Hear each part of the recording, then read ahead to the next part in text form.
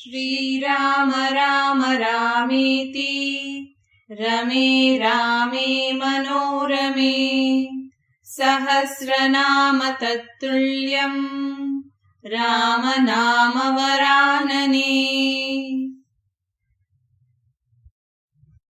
పిల్లలు, ఇవాళ మనము ఎంతో శక్తివంతమైన రాముని శ్లోకం గురించి తెలుసుకుందామా? శ్రీరాముడు ఎవరో తెలుసా? శ్రీరాముడు విష్ణువు యొక్క అవతారం, నారాయణుని స్వరూపం. శ్రీరాముడు రాక్షస సంహారం కోసం 7వ అవతారంగా భూమిపైకి వచ్చాడు. శ్రీరాముడు చేతిలో బిల్లు బాణంతో ఒక పక్కన భార్యైన సీతాదేవితో, ఇంకో పక్క తమ్ముడు లక్ష్మణునితో, కింద మహాభక్తుడైన హనుమంతునితో మనకు దర్శనమిస్తాడు. మరి ఈ శ్లోకం ఏమి చెప్తుంది అంటే, మనము రాముని పేరు స్మరించడం వలన మనస్సు దైవ చింతనలో కలుస్తుంది.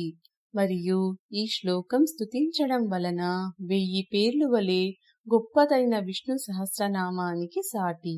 సాక్షాత్ పార్వతీదేవి భగవంతుణ్ణి అడిగినప్పుడు రామమంత్రం పఠించడం దేవుణ్ణి చేరుకోవడానికి సులభమైన మార్గం అని తెలిసి వచ్చింది. మరి అర్థమైందా పిల్లలు? మళ్ళీ ఇంకో శ్లోకంతో కలుసుకుందామా? నమస్తే.